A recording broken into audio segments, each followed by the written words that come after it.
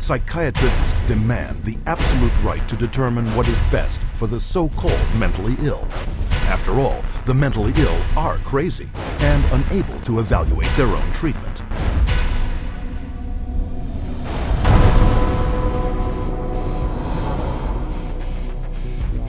To enforce their authority over others and keep their institutions filled at profitable levels, psychiatrists use a method called involuntary commitment. When you go to a real doctor, say a family doctor or a cardiologist, a patient always has the right to refuse treatment. So there is no such thing as involuntary treatment when it comes to clinical medicine as practiced by real doctors. Psychiatrists, of course, believe that people can be treated against their will.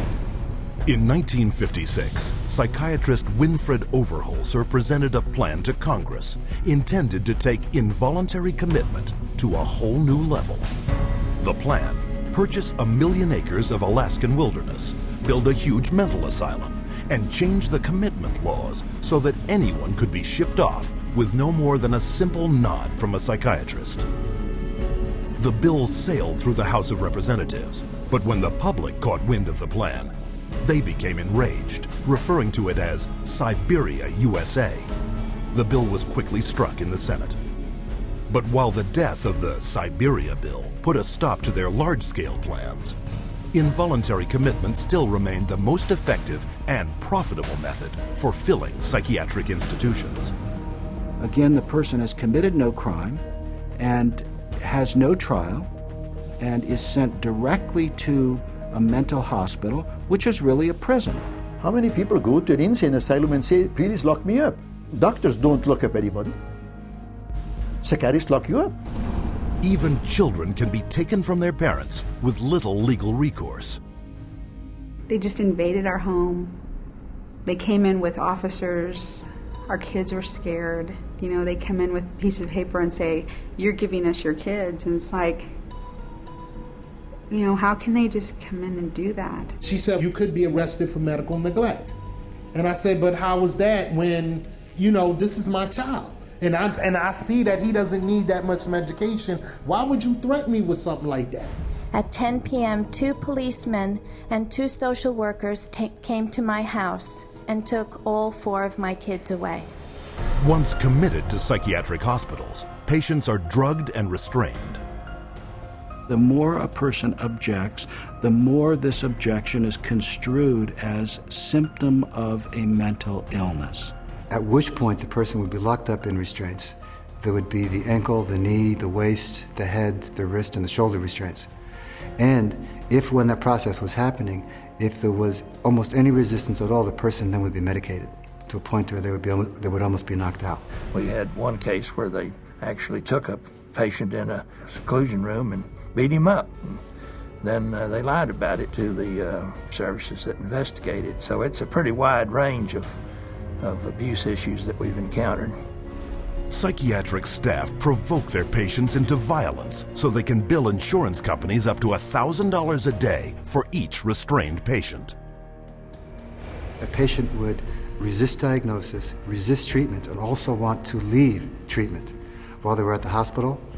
And invariably, every time, that person's situation would be exacerbated until they were put in constraints and medicated, at which point there would be documented reasons to keep that person in treatment. The burden of such claims is passed directly to the public in the form of soaring healthcare premiums. As for their victims, the experience is traumatic and even lethal. 16-year-old Rochelle Claiborne died in Laurel Ridge's care last August. The state report shows during the restraint, quote, Rochelle stated several times she could not breathe. In almost all respects, the staff behaved appropriately, followed the standards. By taking advantage of weak or vague restraint laws, psychiatrists and their staff are almost never held criminally liable for assault, battery, and murder.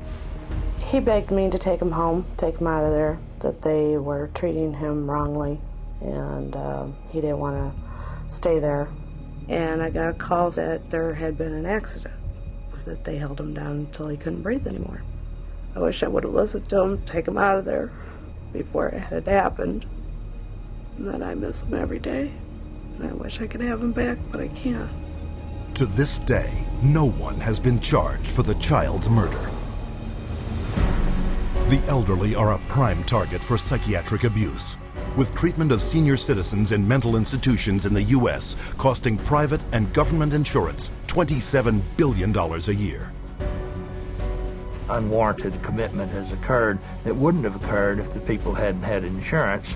The proof of that pudding is generally in how fast they get out once the insurance runs out. Involuntary commitment is a form of psychiatric slavery, where persons are treated as if they're property and they are deprived of liberty, and people are making money in the process. As long as we have involuntary mental hospitalization, psychiatry is a prison work. It's a crime against humanity. It is not medicine. Every minute of every day, someone is involuntarily committed to a psychiatric institution.